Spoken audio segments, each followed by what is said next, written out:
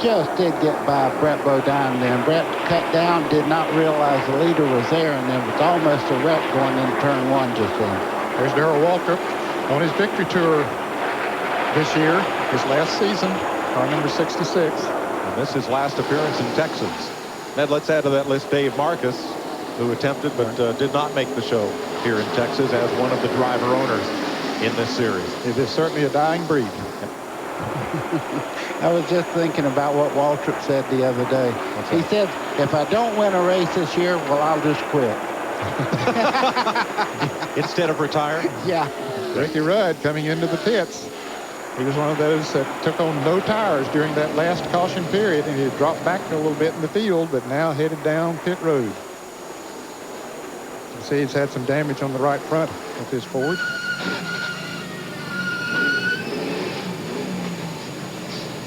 We'll squeak on the brakes. Yep. He'll get tires now, but it'll be costly. It'll be at least a lap. Dick Berggren? It was worth a try, though, Mike. He really had to do something in order to get himself back in position. He had spent a lot of time on pit road here, straightening out front end damage on this car. The nose of it looks pretty good, and he showed his stuff. He showed he's quick, and he's back on the Speedway. To Bill Stevens. I'm with Adam Petty. First of all, Adam, what brought you into the garage? We broke a motor. That's what happens. That's just my luck. Last night I had a car capable of finishing in the top 5, and somebody blew up in front of me, and I got in their wreck. And today we was just riding along, running about 24th, and blew a motor. So that happens. We'll come back at Charlotte. At least I didn't tear it up. I learned a lot, and I just figured out, you know, what my line was and how and get back in my rhythm and everything like that. So I hope I earned some of those guys respect out there today. I had a good time, and we'll go get them next week. When you got the name Petty, it's easy to get that respect. Well, I asked his father, Kyle, why start Adam at the car-eatingest racetrack in NASCAR to make your first debut? And Kyle says, well, you remember, I started at Daytona. He said, Adam's run well here. He's qualified up front here in the Busch car and had a good finish in a truck. And Adam likes this racetrack. So he gave a good account of himself today. Sorry to see his day end early. 227 laps complete. The DirecTV 500 continues on CBS after this message and a word from your local station.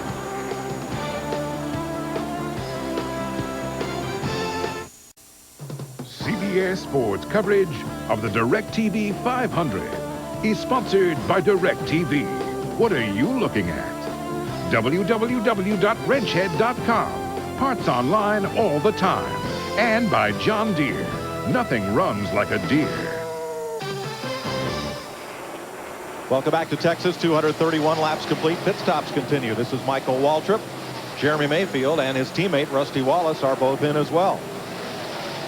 These would be scheduled pit stops. Those that need adjustments would be coming in first, as Michael Waltrip goes out first to this group, but he came in before they did. So all those cars were on the lead lap. And Ned, this is where the great pit crews come in when they stop under green. Anybody can have a good stop under caution, but when you stop under green, 1 second is almost a football field here. Big battle of Steve Park and Tony Stewart. Share the same piece of racetrack. Dale Earnhardt works by on the outside. Now Earnhardt and Stewart have been drafting together, and they caught Steve Park, who was battling Dale Jarrett. Now here's Tony squeezing past Michael Waltrip. Steve Park rolled out of the gas and just let Tony Stewart go right on by. You don't see Jarrett because he's come on to pit road along with Matt Kenseth, Kenny Irwin, Robert Presley, and Ken Schrader. Dick Trickle's in the pits as well. You're right in here. Get her straight. Stop on the side. And here's your race leader coming in, Jeff Burton. And the second place man, Bobby Labonte. Bill Stevens. The Excite crew over the wall. This is what they call their 17 seconds at the office. Half a second for each lug nut. 2.5 seconds a wheel. They'll do 4 tires. 2 cans of fuel. The left side of the car is up so far. No snags whatsoever. Car is down and away. Excellent pit stop for the leader. Not so. Ralph Shaheen. Jeff Chandler and Barry Cook go to work changing the tires on the left side now of Bobby Labonte's machine. This will be just a 4-tire stop. No adjustments to the car. A 15.04 second stop. An absolutely fantastic stop by the 18 team. A good stop, but a bad result for Dale Jarrett. He was held in his pit for coming down pit road faster than the NASCAR mandated speed limit. Well, he was penalized about what his pit stop was. 15:09 was his pit stop, and he lost 15 seconds as a result of that. Let's go back to the pits. Dick? Dale Earnhardt Jr. is on pit road right now. Stalled the car briefly. He is asked to tighten it up just a tad.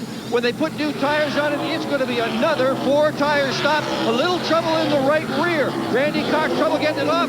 There they go. 17.5. That's the slowest stop of the day for Junior. Kenny Wallace, Mark Martin, Tony Stewart, Steve Park, Joe Nemechek are also in. There's Mark Martin pulling away. New paint job on his car for the Texas race. Kevin LePage becomes trouble. Turn 2. One car in the wall. Hard. It's Jeff Fuller. And there's going to be a lot of cars that are going to be caught a lap down here, as a couple of cars had not pitted. Kevin LePage and Chad Little had not pitted.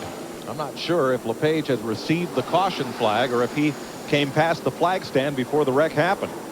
But the rookie, the former modified champion from Auburn, Mass., Jeff Fuller, in the Eel River Racing Pontiac, a hard hit in turn 2. It's the 8th caution of the day, coming at lap 238. Boy, both ends of that car are used up. Fuller had a great qualifying run. He was one of the 2 rookies in the top 10 in qualifying. Scott Pruitt was the other, and you can see that he is okay.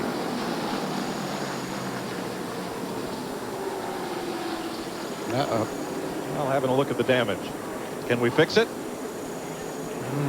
It'll be a tough job. Jeff is okay. Let's show you what happened in turn 2. Up there by himself, and the back end just goes out from under him and hits hard into the outside retaining wall. There's he slides on around down across the racetrack. Cars going by. Ned, you would think maybe a tire went flat, but you could see the right side tires on that car were up. The left side, of course, are down, but he hit the wall hard enough to make those lose the air. 8th caution of the day. Jeff Fuller, the latest victim of Texas Motor Speedway. He's okay. Car is junk. We'll be right back.